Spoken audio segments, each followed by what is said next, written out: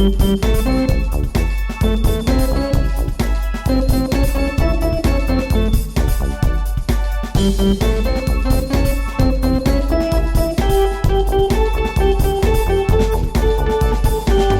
would seem as though. Hi. Hi. Hello. How are you? I'm good. How are you? So good. So good. Apparently we're in Australia. Yeah. Perfect. I know. Could you imagine? Welcome to another episode, another week, another day, another everything of It Would Seem As Though, the podcast where we talk about anything, everything, and nothing. Mostly nothing. I'm Vesta. I'm Annika. I feel like we haven't done that intro in a long time. I think we only missed it once. Really? Yeah. Last Wow. week.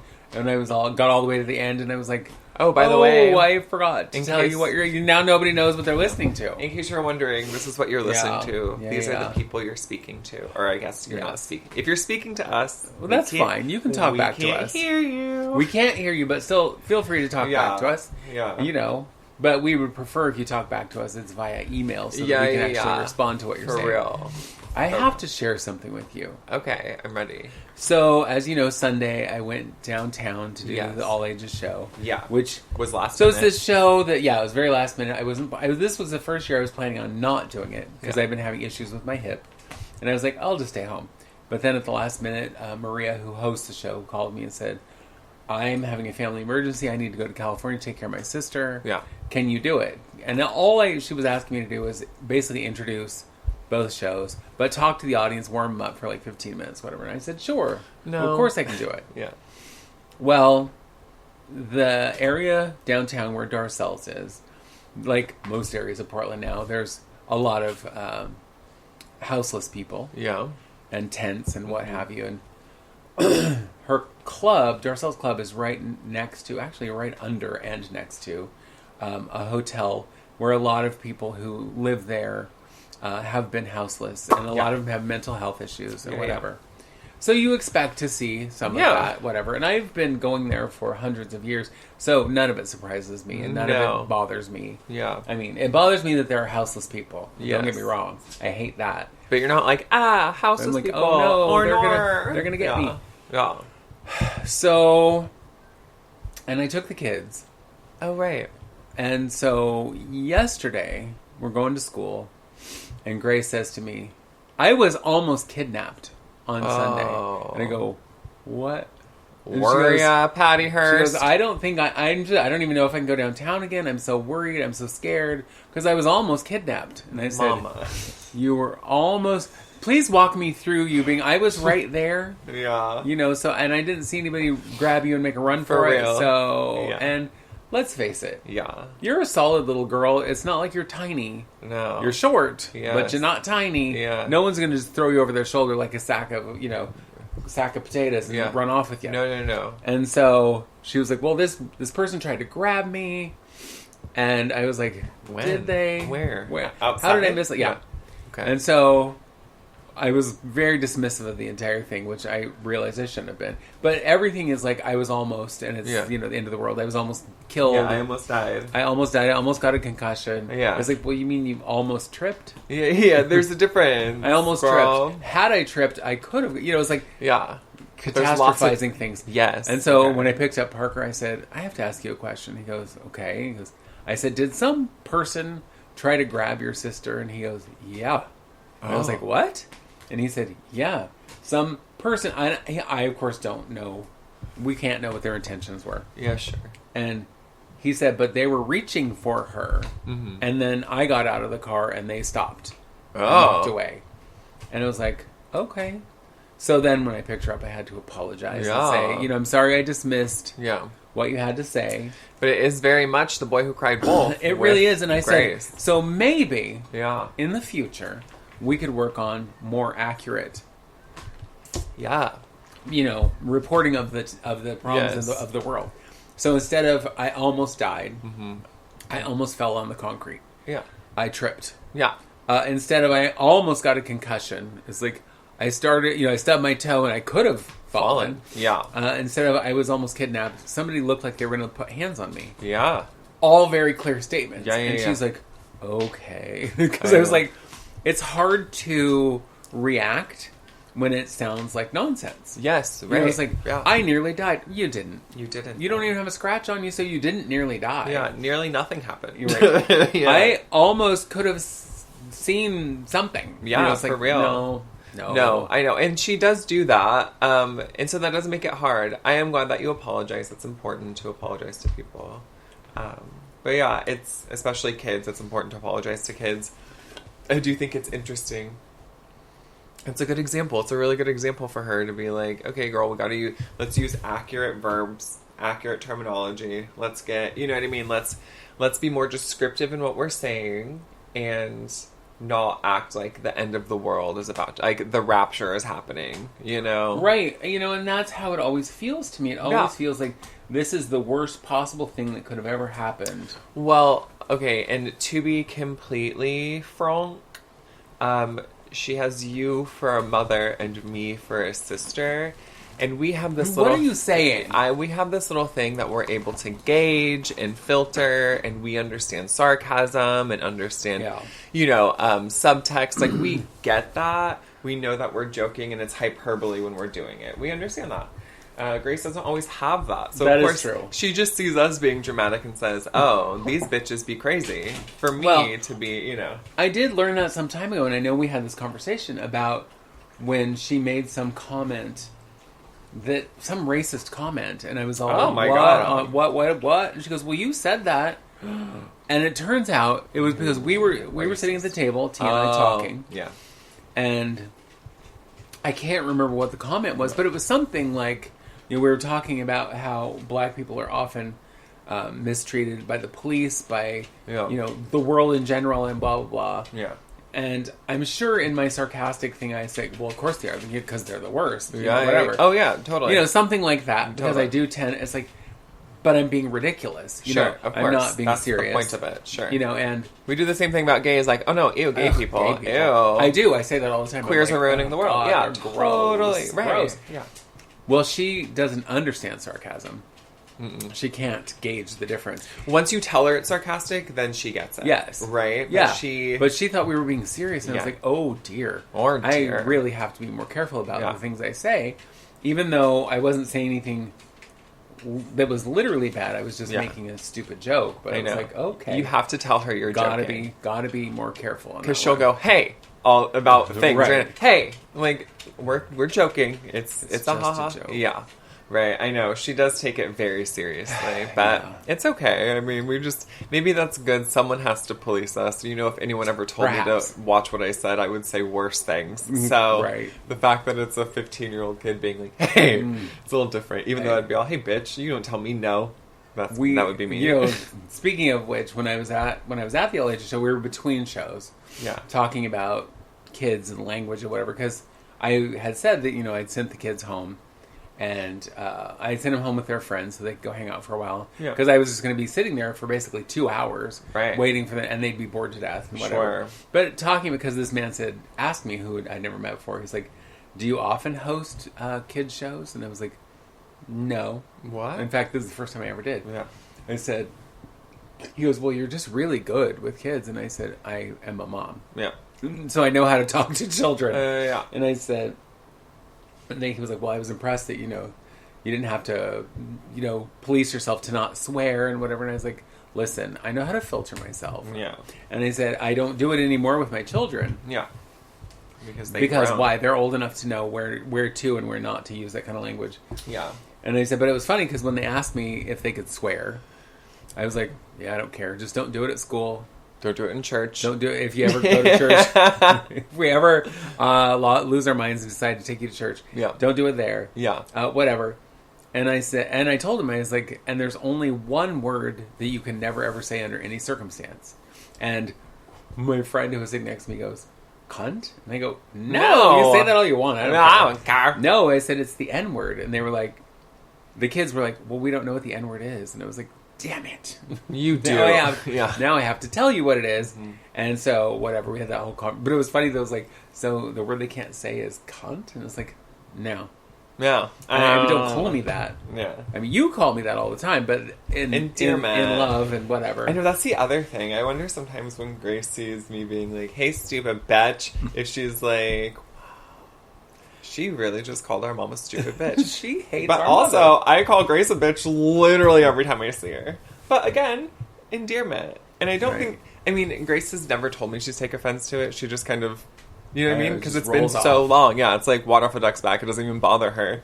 She doesn't even register that I'm even talking to her half the time. So... That is also true. So, You know, but on other topics, I just have to talk about what happened in the world with you-know-who getting 34 guilty verdicts. Yeah, aren't they all felonies? Yes. That's crazy. So he is now a convicted felon. Yeah, but guess what? That doesn't mean he can't run for president. No, and that's what I don't understand. Yeah. And nobody can explain this to me other than they're like, well, there's nothing about it in the Constitution. Well, that's because they didn't figure that any felon was ever going to run for president. 34, times over felon. And just so far, because there's still a lot more charges. There's still a few more trials that have to go. What? But he's not only convicted of 34 felonies. Yeah. He also was found liable in a sexual assault case. Oh, look, I'm shocked. It's like all of these things, and you still think he should be president. Mm-hmm. And as a felon, he cannot vote for anyone, not even himself. Ever. And because felons can't vote. And now I have issue with that law. Agreed. I mean, if it's like they're in jail, yeah, you probably, while you're serving your time. Sure. Whatever. But once you've served your time, I don't think you should still have that. Yeah. But whatever. That's me and that's my radicalness. But he not only can't vote, he can't go to many countries where the president would need to go. He can't go to Canada. Oh, he can't go to the UK. Oh my god. Okay. And, if the president of America, Merkel, can't even go to the UK, can't go to Scotland. And what's funny about him not being able to go to Scotland is he has property in Scotland. He has a golf course there, and he can't go. That's so funny. And now he can never go. Yeah. Unless, of course, some idiot overturns the felonies. Ugh. And he has said when he wins again that he will pardon himself, which you cannot do because this isn't a federal, it's a state thing. Crazy. And you can pardon federal offenses. Yeah. If I understand it all correctly. I don't... Listen, do you know how I have no idea. There have been so many huge issues in the world that the Trump trials have not even been on my radar. Enough so that I'm like, okay, they're still going on. He's still being a jackass in court. Yeah. But, I have not been watching them. I've not been, at all. Not even knowing. So, hearing, the verdict's great. I love that because I had no idea what was happening. Yeah, I watched this YouTube that was being filmed in a bar, and whoever was in the bar was, up in, a balcony area, filming down on the floor of this very packed bar. And I would say there were hundreds of people in this bar, which I can't imagine. I would have been like, get me out of here. Yeah, hit it. But when they announced on the TV that he was found guilty of all 34 charges, the whole bar just erupted in cheers and screams and hoots and all that. I was like, well... The only thing I can really imagine that would be similar to that is I was in Union Square in San Francisco in 2008 when Obama was elected president. Oh, okay. And it was momentous. It was massive. The city exploded, but I was downtown. Do you know what I mean? I was in the heat of it. It was crazy. But anyway, yeah, that's the only thing I can really compare that to, you know? Yeah. But it was outside, so it wasn't in an enclosed place. That would stress me right the fuck out. And surprisingly, as the verdict was handed down, there was not a single Trumper outside protesting anything. There wasn't a protest that went anywhere. So... I'm sorry, MAGAs. Did you forget that your dude was in trouble? Yeah, I don't know if you saw, and listen, I'm not going to be able to know any of the information. Oh, yes, I can. There was I don't even know what it is. It wasn't court. Congress? Marjorie Taylor Greene was there, and the Republicans were there, and probably Democrats. Who even knows? There were people there. There were people there who are politicians. Mm-hmm. I'm with you so far. And they were talking to Dr. Fauci. You know who Dr. Fauci is? Okay. And he talks about how he still technically needs Secret Service or whatever protection agency. Right. Because the MAGA folks want to kill him. Yeah, because he's still being threatened. They threatened his wife and his daughters and whatever.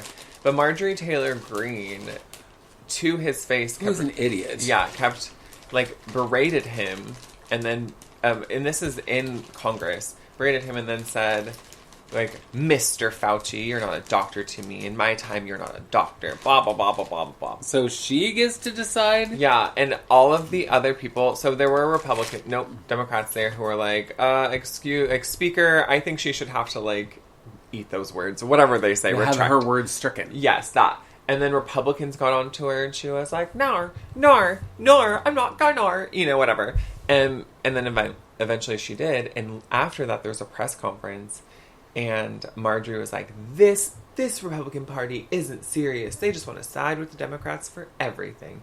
And after her spoke, like, every Republican, that was there. And they were like, Marjorie Taylor Greene is a crazy bitch. She should be, drawn and quartered. Like, they all basically just talked mad shit about her, which I thought was fantastic. Well, because she's an idiot. And every time she opens her mouth, she makes it more and more clear that she's an idiot. Yeah, but I do love seeing her own party being like, no, you dumb bitch. Yeah. Sit down and shut up. Jane, you ignorant slut. Yeah, exactly. Sorry, that was my little SNL reference. I was like, they even called her by the wrong name and everything. I love it, though, when AOC and Jasmine Crockett. Yeah. Give her the business. And it's like, well, she an idiot. Bleach, blonde, bad built, butch body or something is what Jasmine Crockett said, because that's when Marjorie Taylor Greene told her that, like, oh, maybe your false eyelashes are in the way or whatever. Something and you can't see clearly. Yeah, something stupid and racial. So yeah, bleach, blonde, bad built, butch body is that okay? Can I say that on the record? Right. I mean, I guess if we were going to insult each other and that's okay, I love then it. Here we go. I don't think that Marjorie Taylor Greene would win in any sort of insult competition. No, in a battle of which she's unarmed. A battle of witches, she's dead. I don't know. I don't know. And in other world news... Okay, more. Great. Well, I learned this fact, and I hate this fact. And so, our good friend Lori Lee lives in Montana. I do know. And so I learned that Montana is number one in the whole country for missing and murdered Indigenous women. Yes. I mean, I knew it was a thing, and I knew that was a huge thing, but I didn't realize that Montana was number one. Yeah. I was like, oh. Well, it's because huge portions of Montana are reservations. That makes sense. You know what I mean? I wonder, like, what state would be next. I'm assuming it'd be something like Oklahoma, because, half of Oklahoma is, native territory. I did several papers and projects on murdered and missing Indigenous women. It's murdered and missing Indigenous women, girls, and Two-Spirits is, like, the full acronym at this point. It's more inclusive. It includes younger people and queer natives, too, which is what happens. And it's usually near the edge of a res, and it's 90% of the time people who are not native. It's usually, like, white men who abduct. And this is probably going to sound stupid, but abduct, why? I mean, are these women found at some point? Sometimes. But there's often, that's why this became a movement, MMIW G2S, is because there wasn't enough press about it. Do you remember there was a few years ago, Gabby Petito went missing? Yes. And then it, and it was like all over the news, and it got weeks of, press, and they found her body, and it was a whole thing, and blah, blah, blah. Thousands of Native women have gone missing. And nary a peep. Right. Or it'll be like, have you seen this woman? Okay, she's gone. It'll be very quick.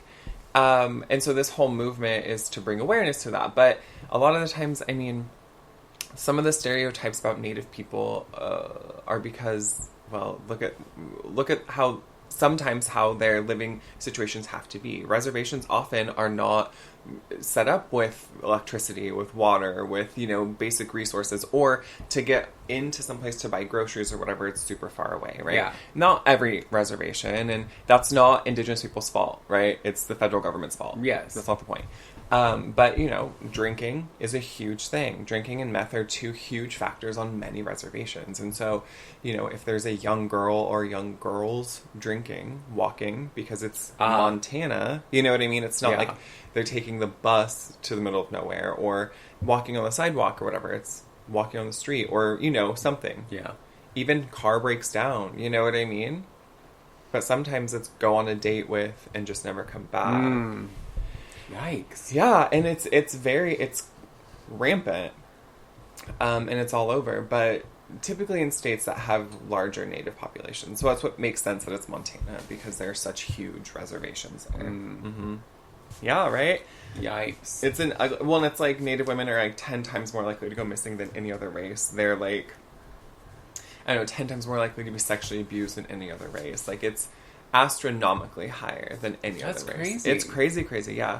But it's, to me, I feel like a lot of how the Western patriarchy deals with feminine indigenous people is through rape and death. Because that's, I don't know, to me now it feels like hardwired in, because that's just colonialism. That's like colonization, right? That is how you ruin a culture or a society, is you take out the women, right? Without the women, they can't produce more generations. Right. Women are often, and just traditionally, women are like the keepers of knowledge. You know what I mean? They are the ones who, you know, have the information on how to raise children, how to whatever. And so, to kill a people, you kill their women, and I don't know. To me, it's a scary thought to think this way, and it's probably not like it's not bred into white people, but like it is that that feeling to me that it feels like in war when they use rape as a war tactic. Do you know what I mean? Yeah, I do, and I've always found that to be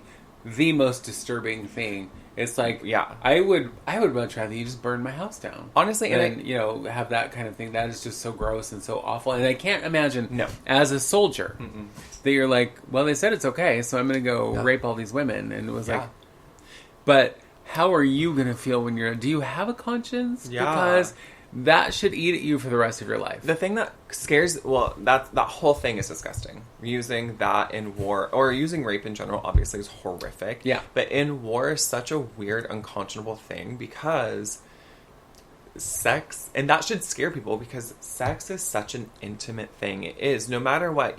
Even if you're a sex worker, even if you have been with one person your entire life and you live together forever, whatever, right?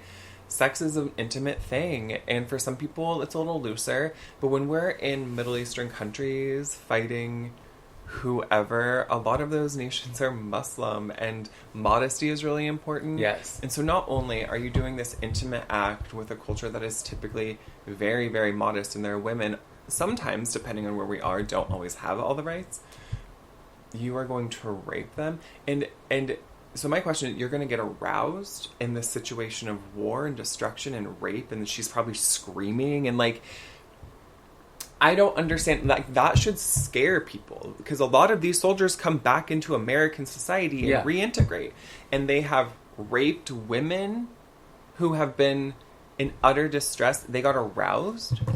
That should be fucking terrifying. That to me is, because like, then you're going to come home, and then what? Is that your expectation? You're going to be like, well, I can, you know, rape anybody I want because I was allowed to do it for my job. Or the person you're with, are you just going to abuse them? Do you know what I mean? Are you going to abuse them sexually? Yeah. Because that's your thing now? Like, it's a fucked up thing. Gross. And I know rape has always been used. Since antiquity, it's always been used. And it doesn't at all make sense to me. It makes sense in the way of, oh, well, I'm going to get you pregnant with my seed. Right? And then that way you have to give birth to my son, opposed to, you know what I mean? It's like the invader son or whatever. Yeah. And I'm ruining your women for your culture. It makes, for me, it settles better for me in antiquity. It makes more sense in ancient times. It never makes sense. I don't understand how you get aroused in a time of such violence, but whatever. But, you know, that very, like, mythological, very, you know, honor-based, like, you were pregnant with my, you know what I mean? Like, so the kid you have is not your culture, is my culture. So it's a way of assimilation, right? A way to take over. Right. But in modern time, it's literally just violence. Which also makes me think of, like, slavery. Yeah. When slave owners raped their female slaves, often specifically to produce heirs, so they could, produce more product. And the thought of owning a person, it makes my head hurt. Mm-hmm. But the thought that now this person you're going to own and possibly sell is yours, your child, Yeah. And you know how people always talk about Thomas Jefferson and Sally Hemings and how it was like his lover. First of all, she was enslaved. And she was a child when it started. Yeah. So let's be real about that. She was a child with no choice. So did she keep having sex with him? Yes, because she didn't have a choice. But also, and I mean, honestly, what the fuck do you think her options were? Do you know what I mean? You think her options were to have sex with him, or go into the fields, or be beaten, or you know what I mean, or go do labor, you know what I mean? And did at some point in her life she feel like she was in love with him? Maybe, because Stockholm Syndrome's a real thing. Yeah. It's like, you've been in this situation for so many years, you somehow have to assimilate to it, kind of go crazy. Well, and you see how he and your family and his family treat the other enslaved people, but they treat you differently. You know what I mean? Yeah. So you, of course, are going to have like amorous feelings. You're going to feel like, oh, he loves me. He cares about me. He feels differently about me. Even if how he's treating you is still not your choice. You don't want it. It's still abuse. You know what I mean? Yeah. In that it is Stockholm Syndrome, for sure. It's creepy. It is creepy, but I mean... And that's why it grosses me out when I hear people talking about, how they loved each other and this was, whatever. Yeah. And it's like, no. Let's get it. And the fact that it started when she was still a child, even worse. And he was an old man. Yeah. So gross. Ow! You know? I just feel like if she was free and had resources and there wasn't oppressive societal issues trying to murder her, you know what I mean? Like, as a black woman, if she was free and had her choice and still loved him, then sure, we could say she loved him, right? But none of that was the case, bitch. No. You know what I mean? No, it can't be love if there's no free will. Oh. So let's just put it that way. Yeah, exactly. If you're forced into this situation... Yeah. It can be a lot of things, but love is not one of them. Whatever. Yeah. Look at that. Good times. I was reminded of something because when you mentioned colonialism, have you seen the first official portrait of King Charles? It looks like it's covered in blood. It does look like it's covered in blood, which just makes me think, well, that's how you got there. Total colonization. It's like, so I feel like it's appropriate, but it's like, did you see this? Did you commission this and say, could you just make the entire backfield red? So all it looks like is my head is poking out of a lot of blood. I love it so much because British people who are monarchists, who love the king and queen and all of that jazz, are like, it's so beautiful, it's so striking, isn't it? Like, no, it isn't. It's terrifying and he looks like a dictator lord. And everyone who's like anti, the system... are very like, what? Like, did they intentionally make him look like he was covered in blood? Because you can see his face and the outline of his body, but even what he's wearing, his red uniform, it's all red. Blood. It's blood, girl. And it feels to me, that's exactly when I saw it, it was like, it looks to me like somebody, with blood all over their hands, just kind of wiped it around, all around the canvas, and then painted a picture of him in red in the middle of it. It's like, it feels appropriate. Sure. But I don't understand it. It feels like protesters already got to it. Do you know what I mean? Yes. Like, it feels like they threw blood on it, like PETA on a fur coat. Yeah. Love it. Peed on... I thought... You said they peed on... They peed on a fur coat. PETA... When they peed on a fur coat. That's different. I don't remember that. That's a furry thing. Yeah. I mean, that's a different thing altogether. I hate it. I'm not getting into that. That's a kink that I don't even follow or understand. Oh my god. I heard something. So like the whole, lots of dumb men are being like, ooh, I'm alpha. I'm an alpha male. Yes. Alpha this. Anytime anyone tells you that they're alpha, you should just go, is that a furry thing? Okay. I guess I'm not here to yuck your yum, but yuck. I just am going to ask you to clarify your statement, please. I'm an alpha. Alpha what? I'm an alpha bet. I am the alpha and the omega bitch. Whatever. Oh, you're God. Yes, bitch. Oh my God. You heard it here first. Oh God, you're God. Oh my God. Oh my God. Yeah, exactly. So, I have a question for you. Okay. Well, it's a question that popped into my head one day. All right. And it's not like a deep question or a serious question, but it's just something that popped into my head. Because we're going to talk about relationships. Eventually. We'll get to it. Yeah. What do you consider an ex? Like, is it someone you dated for a long time? Is it someone you just dated once or twice? Is it someone you lived with? Or did you have to be married to them? What is it that in your world classifies them as an ex? So, I'm going to say, for me, thank you so much for asking, is somebody that I actually dated for a period of time. I know that's very vague, but not someone that I went on a couple dates with. I would say, oh, we dated. That's how I would refer to our past. Like, oh, we dated a couple times, whatever. But that would not connotate anything. You should not assume anything from that, right? But if I say, oh, that's my ex, that means we were together for, I would say, for me, it would have to be like you were actually boyfriend, girlfriend. You know what I mean? Did you, and probably live together? I mean, for me, and for people like you, for total fucking, we need to move in right now because we're in love. Well, if I slept with you more than once, we probably lived together. We're practically married. Right. You know, that's the fact of it. Yeah. But, and I ask because I heard somebody, and this is a while ago, talking about that their exes, and they were specifically only referring to people they were married to.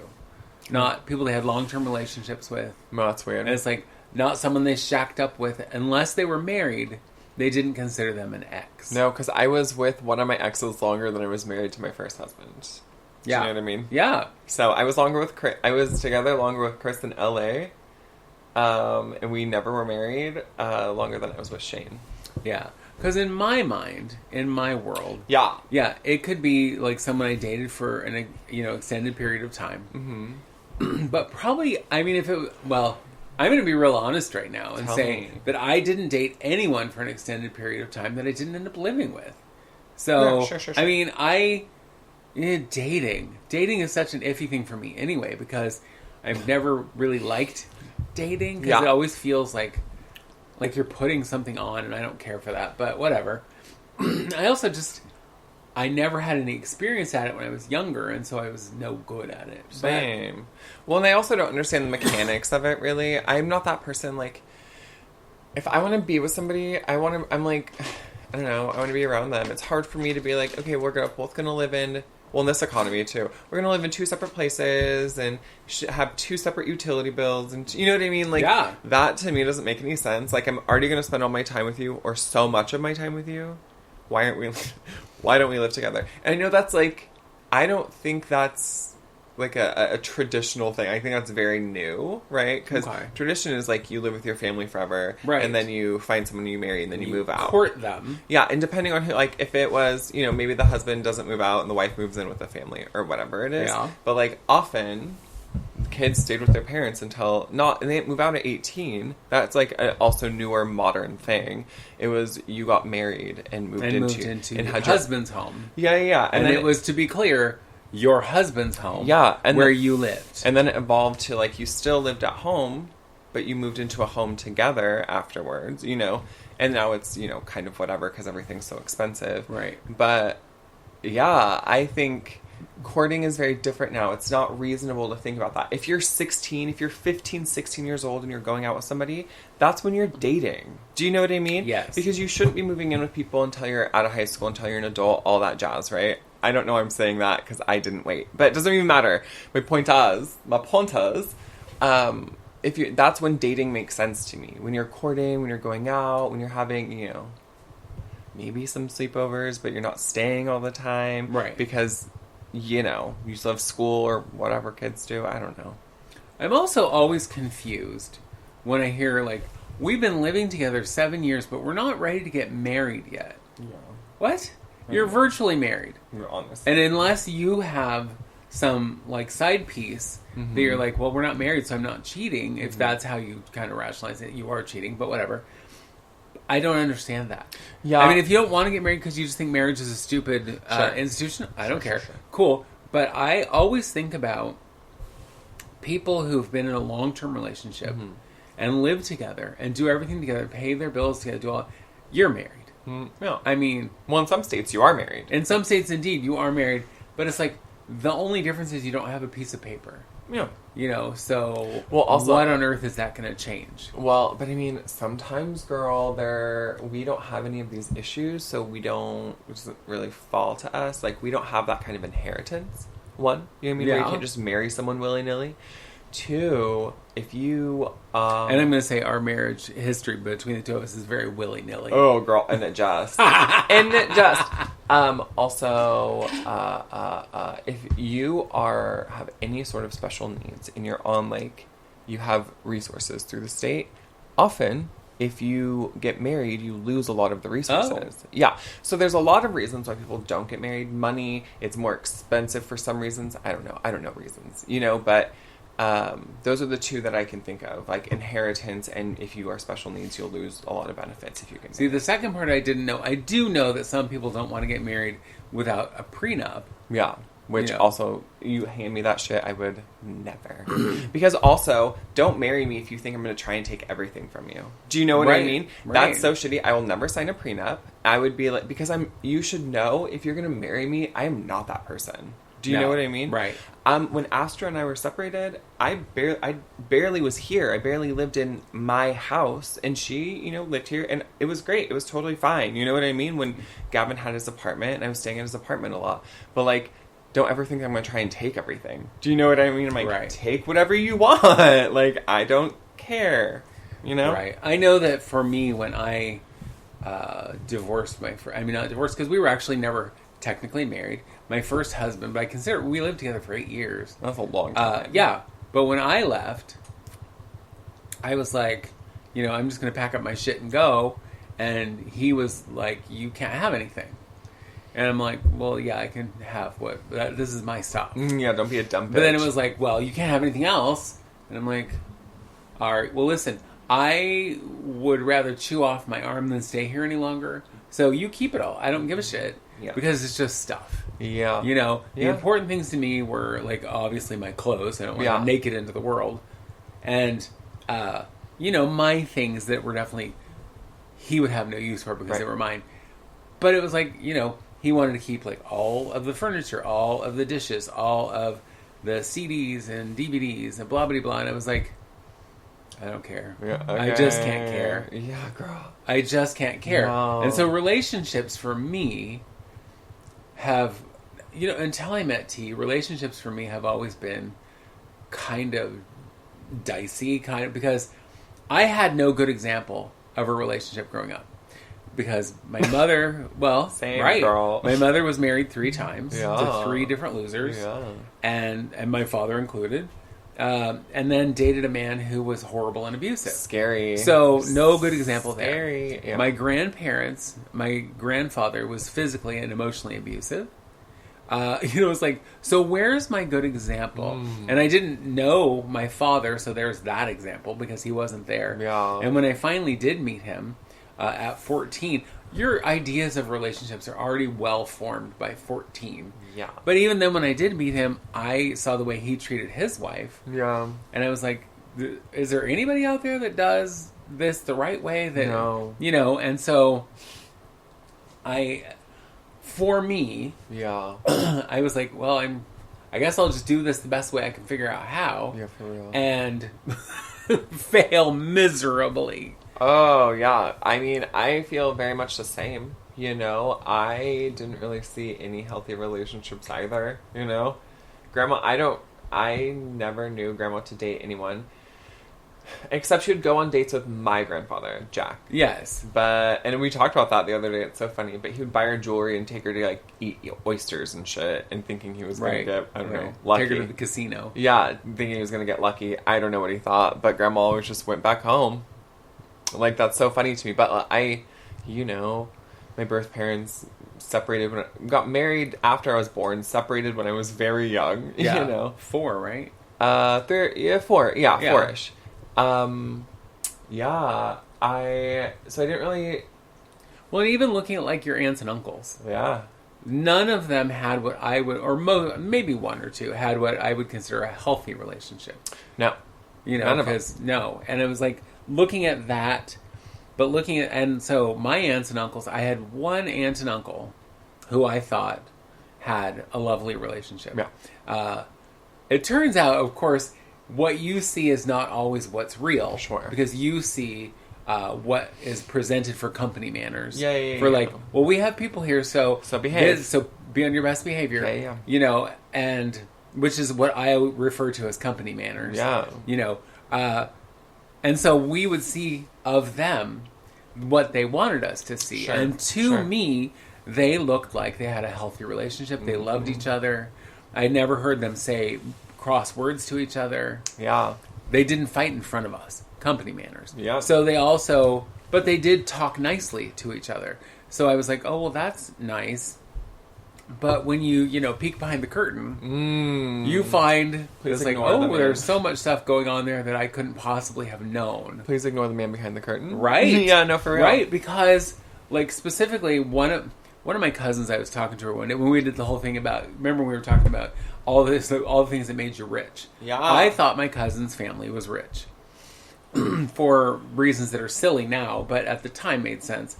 And when I told her that, she was like, oh my God, we were so poor that we could barely afford the house that we had moved into. Yeah. But she also said, that my uncle, who was my mother's brother, was physically and emotionally abusive and cheated on his wife and then went and married some girl who was like as young as his oldest daughter. Ew, wow. And it was like, so who's good? Yeah, whose life is good? And so I met my first husband when I was 24, I want to say, maybe 25. And had like super low self-esteem because all the years growing up and being tormented in school and by my siblings, that does not build a healthy self-esteem. What? And so when I'm like, oh, some guy's being nice to me, I guess he should be the guy I date because he's nice. I had nothing to go on. Yeah. I had I wasn't going to go, okay, he doesn't check off any of these boxes for me or whatever. And again, dating, I didn't know, how to properly date. I had a friend one time, I'd gone on a date and I was like, I want to just call them and say, hey, I had a great time. And she's like, oh, no, you can't call for like 2 days. And I was like, what? She goes, you have to wait this, or otherwise you seem desperate.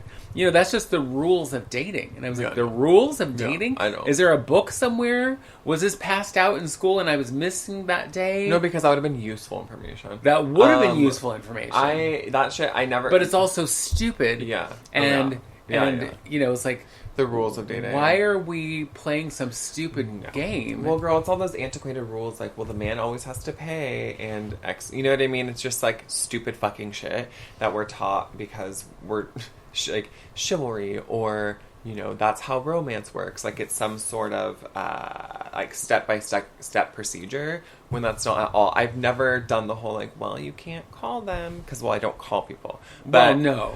Right, but you know what I mean? I've never because you young people think that calling someone's a hate crime. It is a hate crime. It's like, text me or don't talk to me. I want you to know. But I have adapted that as well. Yeah, I hate it. Sidebar, now that they've changed my meds, I have called several people, not friends or anything, but like to make appointments and shit. Random people. Yeah, I'm just calling people. Picked up the phone and dialed. I'm gonna dial a number and see who comes up. And they say, hey girl, how good? Nope. Anyway, that's not what you say because that's wrong. How good? How good? What's good, Miley? How good, girl? Anyway, I think, and this is very extreme at this point, but I'm 350 years old. Yeah. And I've been in several LTRs, long-term relationships, and I was a big old hoe for a long time, whatever. What? I know. I'm so shocked. And I think a lot of relationships have caused more grief than they did good times. Sure. I think, when I dated Chris, when I lived in LA, I'm grateful that I got to stay in LA for as many years as I did. Yeah. Do you know what I mean? Yeah. And, predominantly rent-free. That's pretty fucking cool. But it was miserable, right? So I think about, my Mr. currently is Mr. Gavin, and his dad is a very educated, kind of great man. But I think his dad kind of had the right idea because his wife passed away when his youngest son, which is Gavin, was 7. right? Which is, oh, couldn't imagine. Yeah, no. And then he worked at Duke University. Crazy. And then he got a different job at UCLA. Moved across the country with his 3 sons. One of them was a teenager. 2 of them were 10 and under. Started teaching at UCLA, and he has always been Catholic, and became really involved with the church, his sons, and teaching. And so he taught forever until he could retire. Now he's a deacon of the Catholic Church. And he just dedicated the rest of his time to his children. Like, he didn't date anyone else. He never wanted to date anyone else. This whole time, he's only been with Gavin's mom. And he then just was all, I'm okay. Like, I have to raise these children who just experienced one of the most heartbreaking things ever. I can't bring another person into this. Like, I couldn't imagine. No. Well, and, it's funny. I used to always wonder, I would talk to people in my salon and stuff who, older people that maybe their spouse had passed, or their spouse, whatever. Maybe had gone into nursing home or whatever. Yeah. But for whatever reason, they were now alone. And several of them were like, oh, yeah, I don't even want to date. I don't even want to think about being with... I can't even imagine being with another person. No. Which I thought, well, how strange. Yeah. Until I met my husband. Yeah. Who, now that I've dated someone who it's equal... Yeah. And treats me very well. Mm-hmm. And I mean... And I'm not going to try and tell you that we don't irritate each other, because we do. Mm-hmm. I irritated him just last night. I love that. But we also love and respect each other, and so after that, I'm like, oh, I can't imagine. No. If something were to happen, God forbid, I can't imagine. No. I would be like, I'm done. All done, girl. No, I get it. And like, Gavin and I have only been together for a little over a year and a half, and whatever. That's a decent amount of time. Yeah. But we've lived together for a year. Yeah.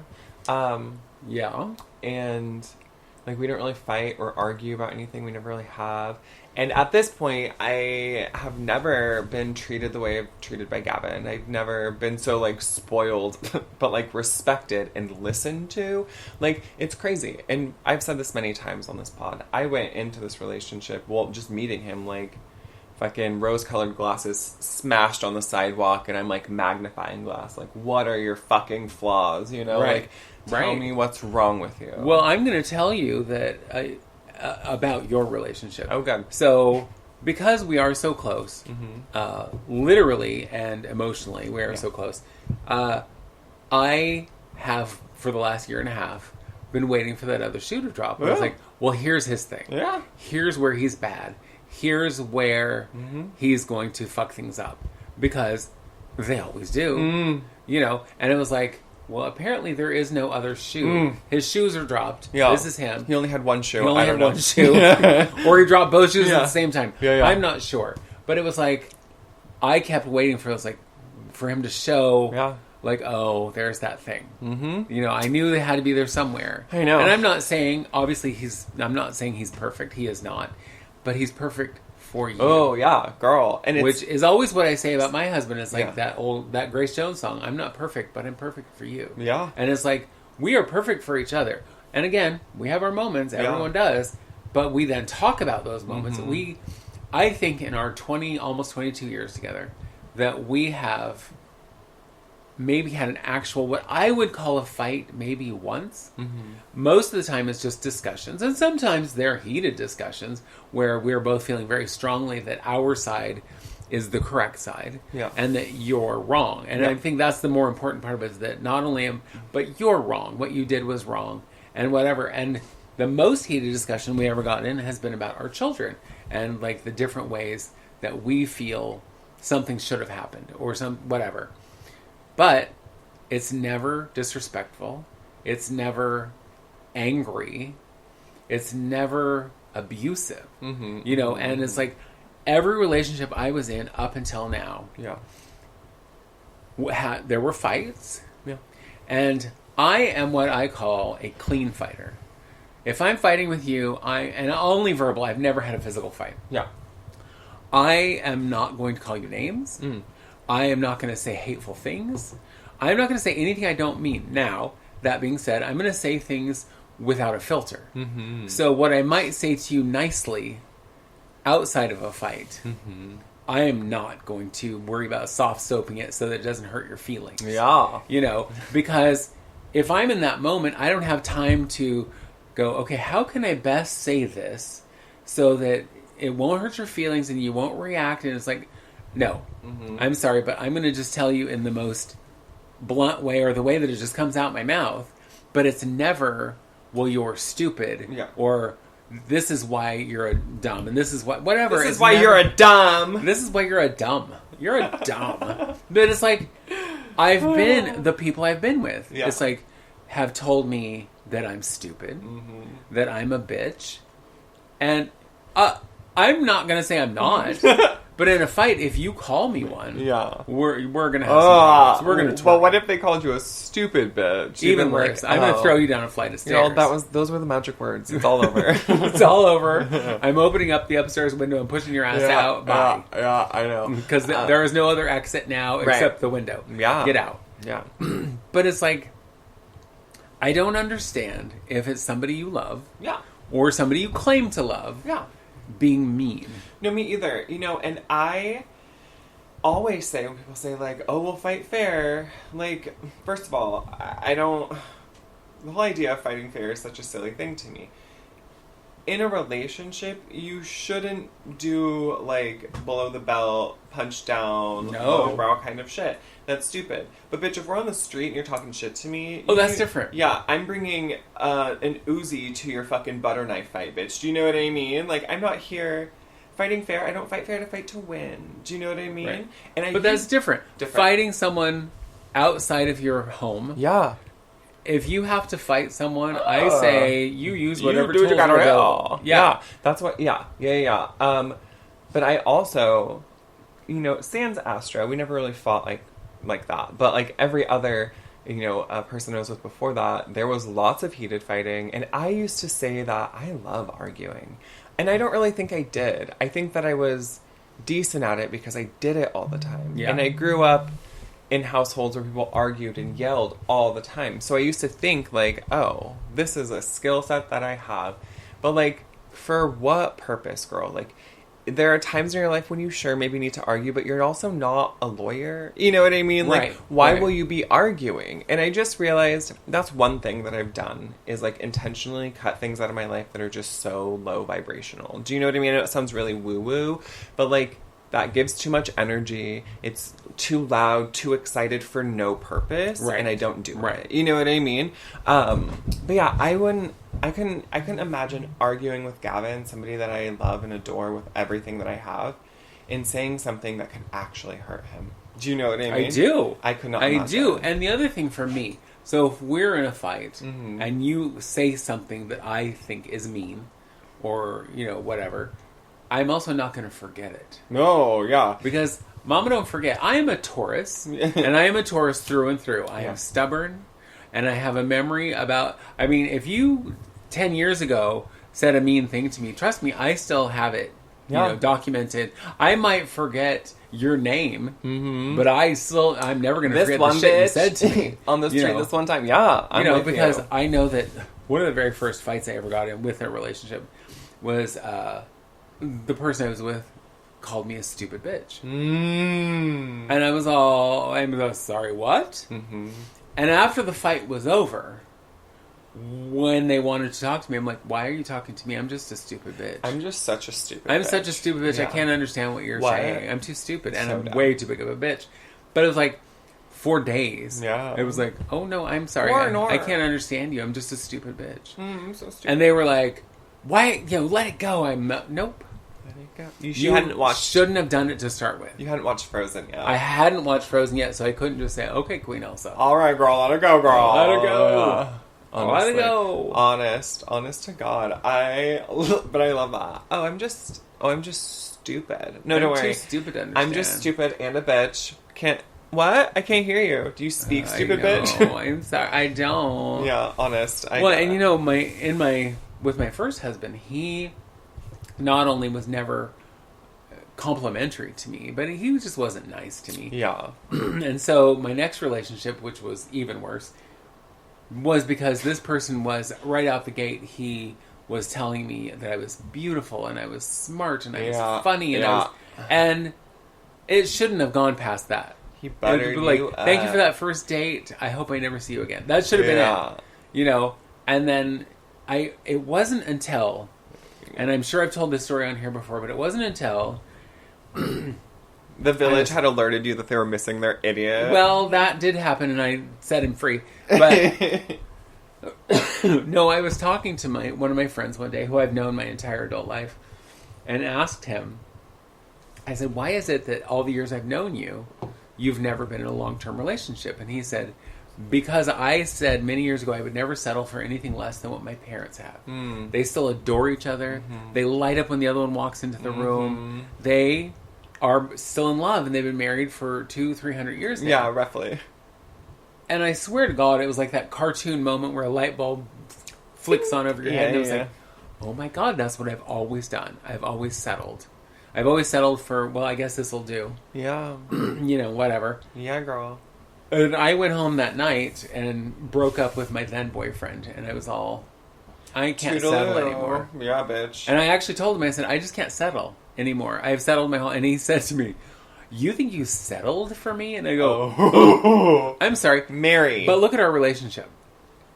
I have held down 3 jobs while you can't hold down 1. A singular. And let's just go with that. I mean, if that's the only factor in our relationship, that's a pretty big one. You know. Yep. You think you're better than me? No, baby, I don't think about it. I know I'm better than you. I know. Yeah. You know, and it's like, so it was like, I went home and it was like, you gotta go. Yeah. Find a place. I'll give you a couple hours. Yeah.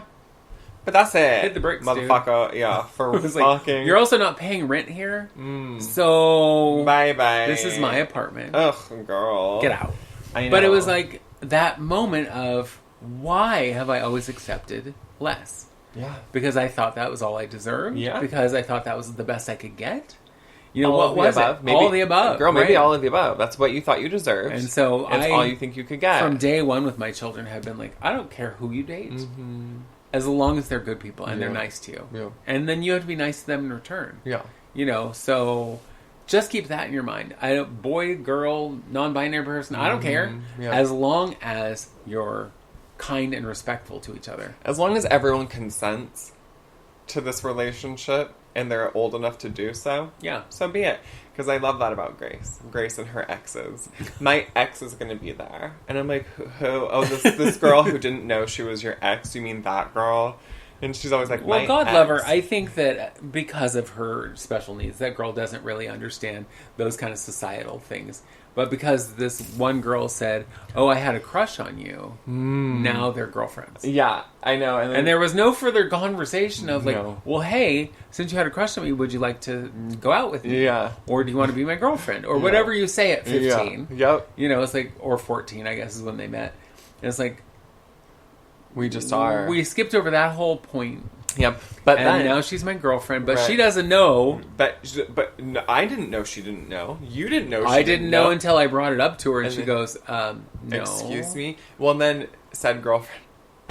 I love Grace so fucking much. Said girlfriend was talking to somebody else. So she was cheating on her. She was cheating. She was cheating on me. No, she was cheating on me. Like, that's Grace. No, she cheated on me. No, Grace, she was just talking. No. Nope. She cheated on me. It's all black and white. I know. That little girl, I love it so much. I know. She's such a drama queen. She is. She is. And so that's going to probably be her challenge in life, is just really kind of figuring out those social pieces cues. Of dating. Yeah. I know. Dating and relationships are hard. You know, which is why I think getting into them when you're a teenager is a bad plan. Dating, cool. Yeah, like you said, you go out to the movies, do your thing. Yeah. Figure it all out when you're young, or start figuring it out, you know, before you think, I need to move in with this person. Yeah. Or I should be married, or any of those crazy thoughts. Yes. Take your time. Take your time. Yeah. Stay at home as long as possible, honestly. And I have friends who are in my age bracket who have never been married or have never been in like long-term relationships, because that's not as important. That's not the thing that they're like, this is the be-all, end-all of life, is being married or having a boyfriend or having a girlfriend. I do wish that I had part of that. I think at this point, because like you said about Mr. T, if anything ever happened to Gavin at this point, girl, I'm not doing this shit again. No. I'm not trying again. No. So I will live in this little house in my parents' backyard for the rest of my life, and that's okay. Yeah. But yeah, there's no way. You know what I mean? You'll just be the crazy old spinster who lives in the backyard. I'm fine with that. By the way, why did women who didn't get married have to be classified as an old maid or a spinster? Do you want to know there's a name for, like, every age you're outside of marriage? I did not know. I'll have to look it up for next podcast, but there's several names that they get cooler and more metal. Like, I don't know, like the Rusty Thorn or whatever it is. I can't remember. But I think it's so fun. Well, I'm entering my crone era, so... Are you a crone if you're married? Yeah, okay. I think you can be. I think it's just an old, like... An elder person who, An elder. I also... Because I hate to say it, but I am. I'm 62, Grandma. for heaven's sakes. So I'm an elder. I need to tell you something. Yes. I took Grandma to the doctor the other day. Yeah. Long story. She's fine. But we had to go to the ER. And Grandma said to me, I just feel bad for all of these old people older than me sitting here all day. And they hadn't been. They'd been there, like, less time than we had. And I'm like, in my head, bitch, how old do you think you are? Do you know what I mean? Right. Like, you are... Oh, these old people. You are one of the old people. And don't get me wrong, there are people there that I'm sure are younger than her that I'm like, you're in worse shape for sure, you know? Because she's not necessarily in horrible shape. She just... Right. Is a little weeble wobble. But I was just like, Grandma. And I told her, you're going to be 85 this year. And she stopped. We were walking, she stopped and she said... Did she stop, collaborate, and listen? No, she stopped and said, when the hell did that happen? And she said, no, I'm not. I'm like, well, I turned 35, so you're gonna be 85. Yeah. And she was like, shook that she was 85. Or Yeah. about to be. Yeah, but she thinks, I don't know, she's spring chicken and everyone else is just older than her. I'm not really sure. But she's all these old people. I just feel really bad for all these old people. I feel bad for these old people. You one of them, bitch. I'm in the same boat. I feel bad for all you old people. I know for me, like, if I'm driving, yeah, and somebody is driving like an old person, I'm like, God, Grandpa, get out of the way. Yeah. And then I think to myself, and I usually laugh to myself, and I think, they're probably my age. Yeah. You know. And so, Grandpa... But you're just a crazy driver. Right. I'm sorry, when you have to come to a complete stop to make a right turn... Oh, Mama. You shouldn't be driving. Oh, no. But that's a whole different topic that we're not going to talk about today. Plus we gotta go. We gotta go. We got things to do, places to see, people to not see. Yeah, but all those Nazis. things. Nazis!